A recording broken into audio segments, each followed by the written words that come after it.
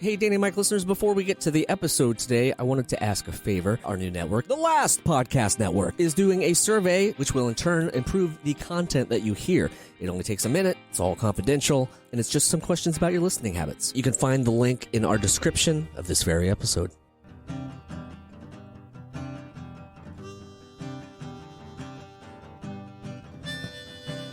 The world was so big, and I was so small. Your voice was always the loudest of all.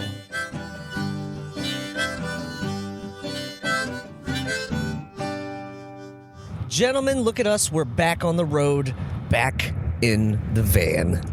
Yep. It's a familiar feeling being on the road and in the van still. We're still friends, all of us. That's a testament to our friendship. Oh, he said testament, so everybody drink or whatever it is you do. I'm not allowed to drink and drive. Right. Not currently. No. But I think you probably would be in Michigan, right? They I'm said, not sure. They said, "Screw you to the federal government. We'll keep our own laws." We'll keep our road sodas. Got some beautiful clouds out there today. Yeah, looking good. Let's get this started. Welcome to the Adventures of Danny Mike. In front of me right here, Mr. Michael C. Morona. It's stories from the road. And to his left, Mr. Danny Tamborelli. Look, Ma, no hands. Oh, that's not good. I did I ever tell you guys this? Or my name's Jeremy. Thank you so much for tuning in. Did I ever tell you guys this? That when I dated my high school girlfriend for a couple of years, 3 years, and I would go visit her, she worked at Dairy Queen, America's favorite ice cream spot. What? And I would get ice cream sundae on the house. And on the house, huh? Yeah, I would drive back from where she was about 15 minutes. And there was only like 3 turns to my house, but I wanted to eat the ice cream, so I would just steer all the way home with my knees. So I'm not saying you should do that, but... No, I don't do that. You didn't buy anybody ice cream unless yet. I have Yeah. to. Like if I am eating a sandwich and drinking a soda or a seltzer at the same time. Yeah. Seltzer. You don't do soda. I do not drink soda. Yeah, Though there I you did go. have a little bit of Verner's. Burners. Some old Michigan ginger soda because it's delicious. Of my exotic root beers as well. I did, yes. Yeah. Get some cool exotic root beers at That's what we do on the road. We find exotic root beers, Jungle Gyms. food, Yep. supermarkets, all sorts of stuff. Right. It's great. Several times we've been on the road, fellas, doing these, notes from the road podcasts, and there have been signs that say, "Do not stop, prison area ahead." I haven't seen those. Do not stop for hitchhikers. Really, you haven't seen them? No, I haven't seen those. All right. Well, let's just keep our eyes out. I haven't really noticed them either, Jeremy. I guess you're the more only one. observant than Literally just we passed are. one. Maybe he's but- hypersensitive to Well, Midwestern. I can't steer the car talking to the pod And pick up check for strangers. signs at the same time, man. That's a good point. A couple of things, Mike. I wanted to ask you.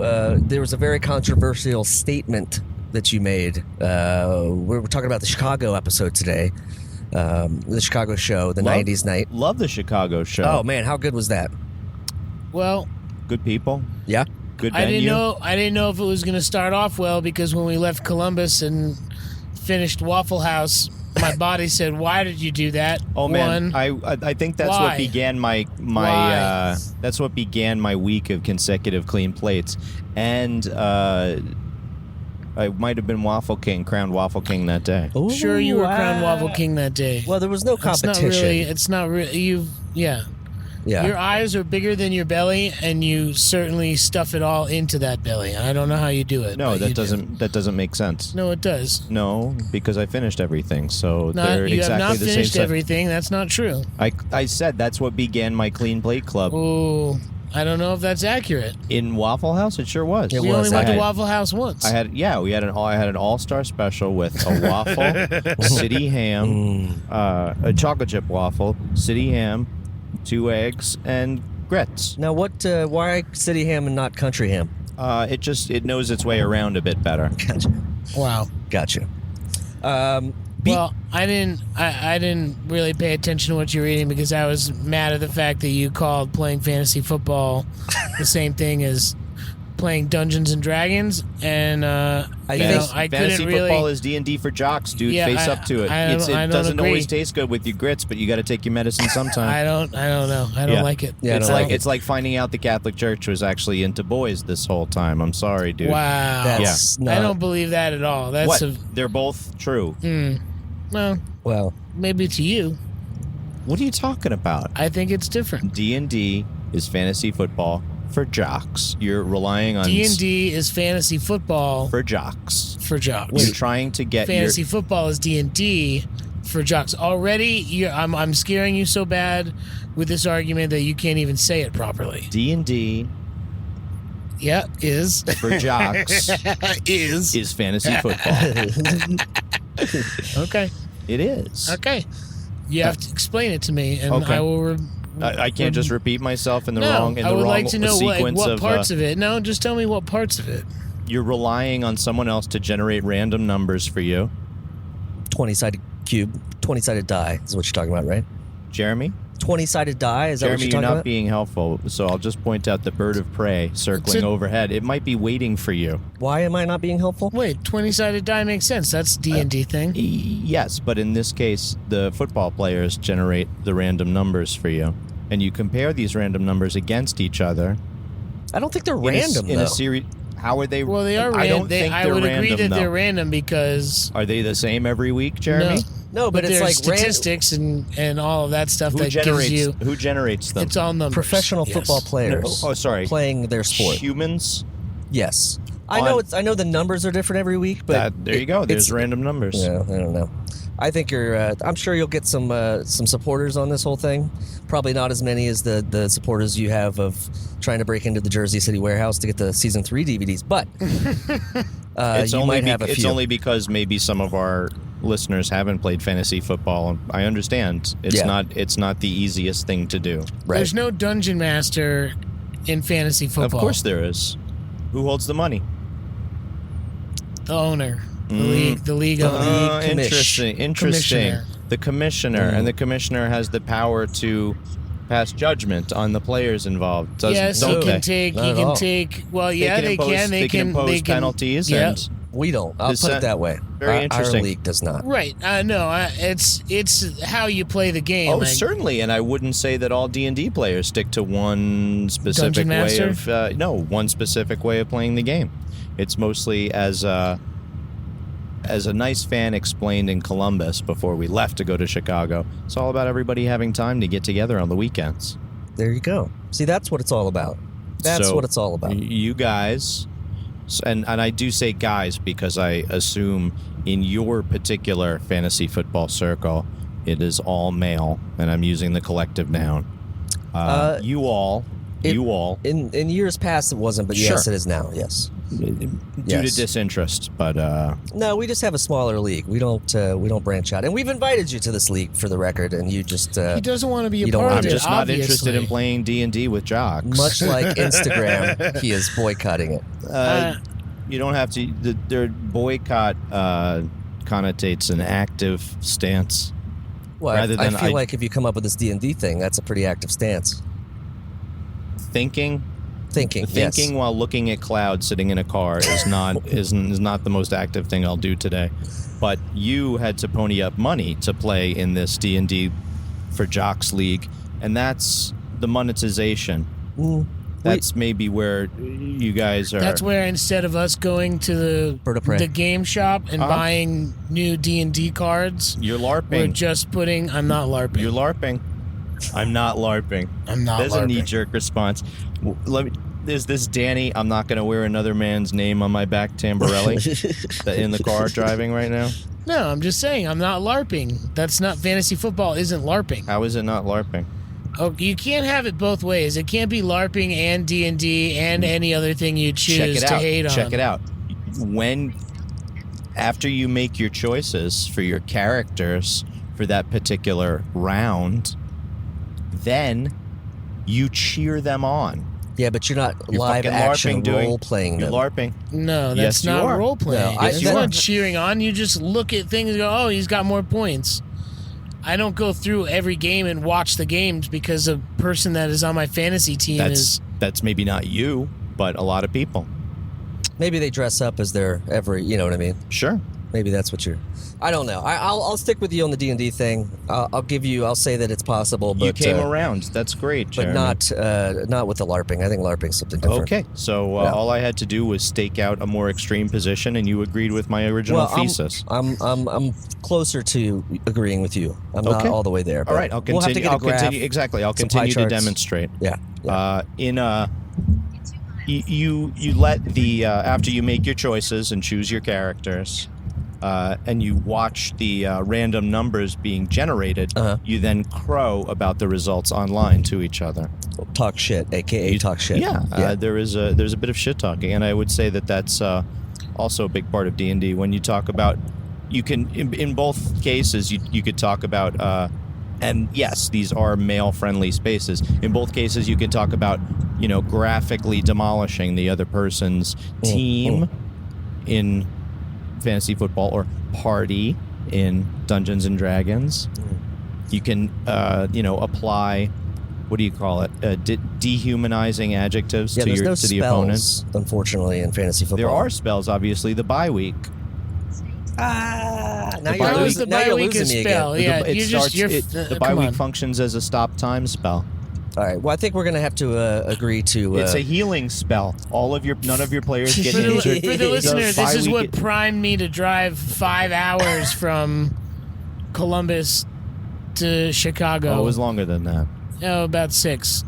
Because I cast a stop time spell and you didn't even notice. Oh my God! Mike, you might be onto something with the spells. If you, It's As a healing spell. someone who shit talks so much on Twitter, I would think that you wouldn't mind doing fantasy football just so you could talk shit. Because there are also people on there that do it just for that and don't give a shit. I would disagree with. You have to get off to the right. I know. I would disagree with your characterization of me as talking shit on Twitter. And and I don't do it. I would say that it's not in a competitive way. Otherwise, I would have nominated myself the Shit Talk King at some point. I'm not even King Verizon. Oh, actually, I was awarded the title of King Verizon from somebody else. I did not claim that for myself. Does that come with like a glass award with a? Look back in the tweets, buddy. Okay. Something I did want to talk about in Chicago, was some of the food we ate. We ate at a taco place that Danny suggested, and Big Star, so delicious. That is a brand we do not hate. Big Star is one of my favorite places in all of Chicago. Didn't make it to Estelle's, my favorite bar in Chicago, but you can't hit everything. You can't drink food and you can't eat beer. But we tried very hard at the Beat Kitchen, which is an awesome awesome venue. Smoothies. And Riot Fest was happening. And people still showed up. Despite Motorhead reforming just for that night to be in Chicago to counter program us. It was we made a deal, more of a dare with the devil, and the devil actually took us up on it. There were several people that checked out of that to come to our show, so thank you for doing that. Yeah, that was really cool of y'all. Yes. Appreciate that. Thanks very much. Beat Kitchen, big shout out to them, as you said. Yeah, made us feel welcome. Thanks, Alex. Yeah, Chicago, it just always brings it. You know what I mean? Every show I think we've ever had there, they're just come in numbers. And this might be the only time I've been to Chicago and not touched a pizza once. That's true.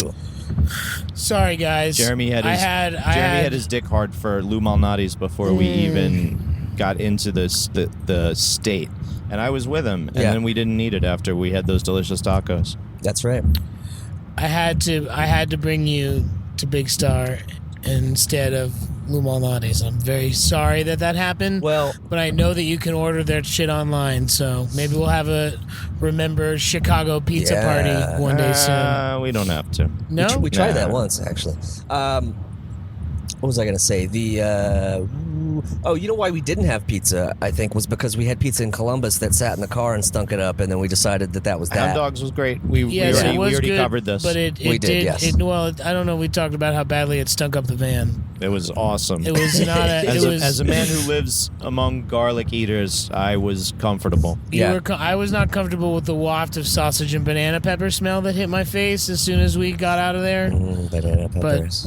I guess it's gone, and that's and it's true. We had pizza the day before. Why do it again to ourselves? Right. You can. I mean, I would have. But you're talking to a cool down slice guy. Right. My policy is typically not to have pizza for consecutive meals, and I've managed to stick to that for the most part in the last 10 years. That's a good mantra. Thank you. Yeah, it's not bad. What else do we do in Chicago, boys? I got a cast on my foot. Yeah, We made the best video of all time. Yes, Jeremy. Mike took his DP skills to a whole new level. And Dan was our stunt driver, and Jeremy was the willing subject. That's right. We made Jeremy take an Uber early in the morning because we didn't want to deal with taking him to the doctors, because that's the kind of friends we are. Then Dan and I went and counted the inventory behind the police station in Elmhurst, Illinois. Yep, we did. We counted every single T-shirt right in the parking lot of the police station. Yes, you did say it. I have nothing to add to it except repeat it. It definitely happened. But we'll put the video that Mike shot up of Danny pulling in. Well, here's the best part. The best part is that throughout this, T-shirt evaluation, we were getting updates via text from Jeremy being like, yep, getting a cast. So we're like, ooh, he's getting a real cast. So we thought that was funny. So we counted every business card individually. And then he said he was ready to come out. And as we couldn't find him. As we pull around, Mike puts the camera on, and we see that Jeremy not only has a cast, he's got a wheel mount. He's got a fucking scooter. Scooter! And that's where my alter ego was born. Right. Jeremy no more. Scooter McBailin. For the rest of the time, Scooter McBailin. Or Scoots. Scoots, I believe, I like is the... Scoots. Yeah. I like calling you Scoots. It's kind of gross, but yeah, I'll go with it. Yeah, he's got a bad case of the Scoots because he had pizza 2 days in a row. It's gonna happen. It's gonna happen on tour on the 90's night with Danny and Mike. I did get some people to sign my cast in Chicago, which I thought was kind of cool, and I feel like, maybe it was helping sell merch that night. You know what I mean? A little sympathy purchase. But by now the white cast is so yellow. dirty It's and getting yellow. yeah. It's people are like, I don't know if I want to touch that. Yeah, or let alone breathe near it. Jeremy, you could sell special cast signing Sharpies. Ooh, yeah. These didn't work well. A real racket I remember from Japan is there's these deer that are protected in Nara, which is the twin city of Kyoto, and they just have vending machines around, like the old candy machines that you put a quarter in and turn the handle. Yes. Of deer food. Just all over the place. Yeah, they just have deer food vending machines all over. So it seems like kind of a racket that you would, take care of them, and don't make it our responsibility. The visiting public. Take care of your own deer. Couple salt blocks, call it a day. Oh yeah. What else we got about Chicago, fellas? What else? Well, there's always more food. Yeah, we didn't take you. We didn't take you on the riverboat like we wanted to, but see if I floated. We did manage to get you to one of my other favorite places in Chicago. I like that I just get to take you to the places that I like, and you guys like them because that's that's pretty sweet. We just haven't been to the Stinking Rose yet. That's the only. But the Handlebar in Chicago is a vegetarian, that might be vegan joint. Is that where I began my shrimp and grits odyssey? That I remember might scare people, because they think vegan, vegetarian, maybe not up your alley. It is some of the best food I've ever eaten. Really incredibly delicious. Very high marks from DT. We are not getting considerations from any of these restaurants that we talked about. I bought a $20 T-shirt because I liked it so much. Did you pay tax on that T-shirt? No, that was tax-free, baby. Don't spread that around. Cash money. Wow. Nice. That's it. Nice. It was included. It was really. It was like $18.50 plus tax equals what it is. That's what we call a nice save. Tax included. I saw the sign that said it. Nice. Oh yeah, you love those handwritten signs. Well, we give a big shout out to the Beat Kitchen. You guys treated us so well. Thank you for that. And to all the really cool fans who came up. We had some very exuberant fans there, and good fans, some lawyers, some tattoos. Right? Wasn't there a Petunia in the house? Tattoos. Shot him alert from Dan. Thanks for the shot him alert. Oh yeah. Oh yeah. We had it on stage. Oh yeah. Oh yeah. Not my favorite drink in the world, but. When in Chicago, somebody is going to ask you for it. Tim said there were good batches and bad batches. Right. Yeah, I guess there's no national brand of Malort, right? Jepson's. Jepson's? Yeah. Okay. Shout out to Jepsons. Do not shout out to Jepsons. They should not be encouraged. It's that type of thing. It's like when you have that, you're sort of like that character in your party that you're just like, oh, he really wanted to be a monk, huh? And we're here in the dungeon. What good is a monk? It's like that person who decided to. Yeah. It's like that person who decided to draft. Yeah, we just passed another one of those signs, and you guys, I think, didn't catch it It's again. like the person who decided to draft Johnny Manziel in the fantasy football this year. Oh yeah, you know who you are, and you should be ashamed. All right, and I rest my case. Yeah, you have fantasy football is D&D for jocks. Okay, that's your final thought. Bless you, people. My final thought is, God bless Chicago and all its delicious foods. Yes, nice. Jeremy, were you convinced? It seems like you were leaning my way. I think it's 60-40 now. It was 40-60. So yeah, I'm leaning. I need bar graphs and pie charts, and we need to break this down. But you're onto something, just not with the other things. So. Scatter plots. Yeah. I'll give you a scatter plot. Well, thank you so much for tuning into this Minisode. That's a Polish delicacy. What is it? A scatter plot. Really? Yeah, it's like potatoes? the pan scrapings from Ebelskivers. Oh, ooh.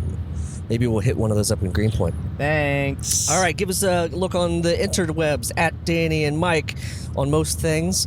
This gentleman up front on my left here is at D Tamborelli, or at Danny Tamborelli on the Instas. Michael C is on the Twitter at Michael C Morona, and I'm at Remy Balin on most things, and at Jeremy Balin on the Instagram. Give us a look on Patreon, patreon.com/Danny and Mike with the and spelled out. Also, if you're inclined, give us a shout on our voicemail, 347-470-8150. And, of course, check out the Last Podcast Network. We love them, and we are, you should listen. The story must be told. The story must be told. All right, gents, let's get on down the road. We'll see you in the next city. Oh, hey, look, there's another prison sign. Boy, I love America. Bye.